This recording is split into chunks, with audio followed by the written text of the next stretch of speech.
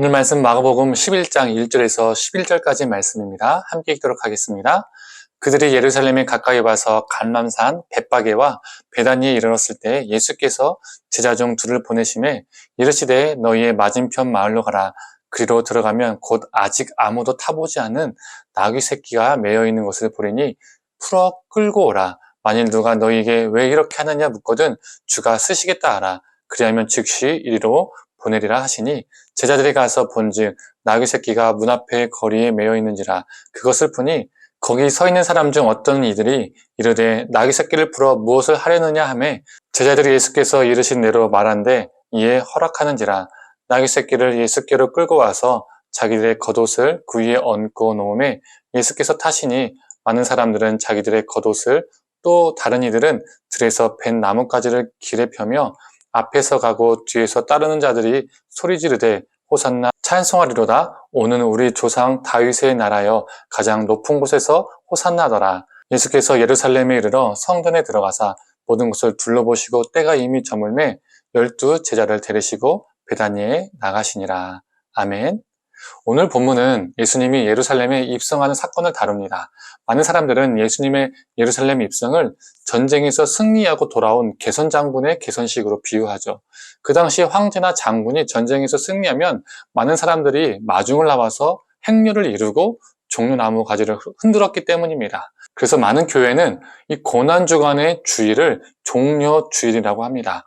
예수님이 군중들로부터 왕으로 칭송받은 날, 호산나라고 불림을 받은 날, 예수님께서 승리하신 날, 승리하고 돌아온 자에게 종려나무를 흔들었기 때문에 종려주일이라고 하죠. 그러나 이 승리의 개선장군의 모습과 예수님의 모습은요, 거리가 있어 보입니다. 입성하실 때 예수님을 따르는 행렬에는 군사들이 아닌 제자들이 있었습니다.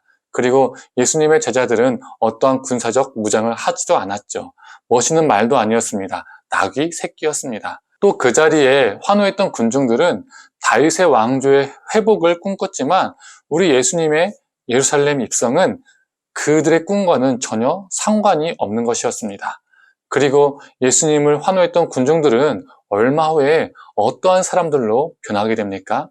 예수님을 적대시하는 군중들로 변하게 될 것입니다.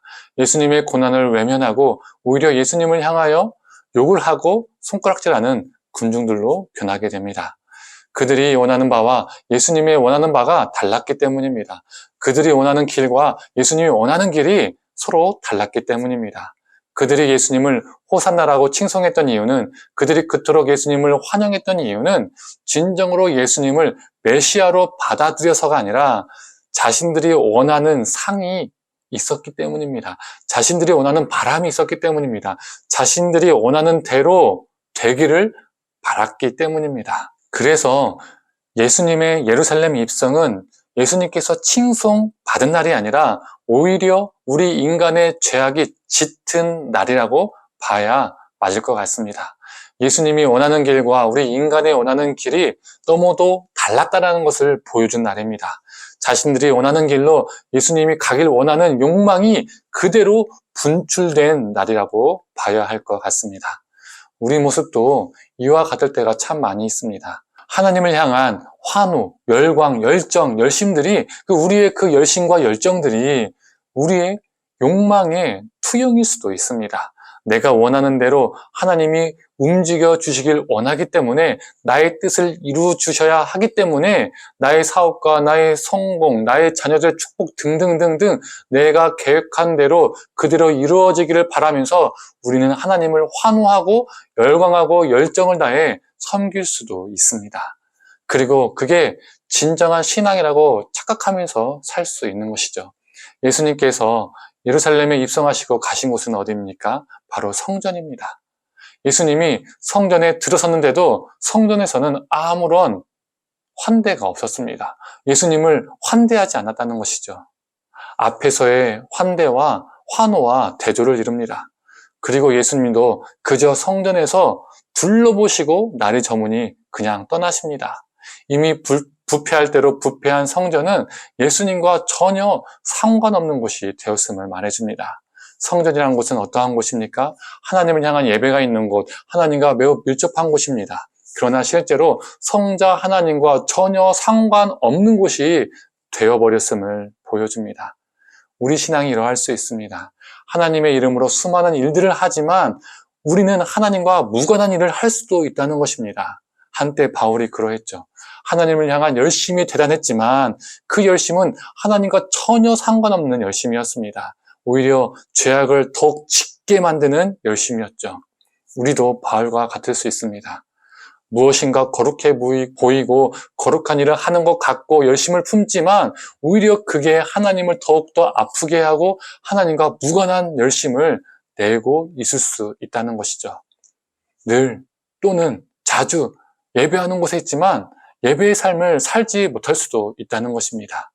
성도님들, 우리가 오늘 하루를 살아갈 때 군중처럼 요란한 열광과 환호만 있는 모습이 아니라 성전처럼 요란한 종교적 행위만 있는 그런 하루가 아니라 예수님이 가신 그 길을 함께 걸어가는 그 발걸음으로 우리 주님과 상관 있는 하루를 살아가는 저와 성도님들에게를 간절히 소망합니다.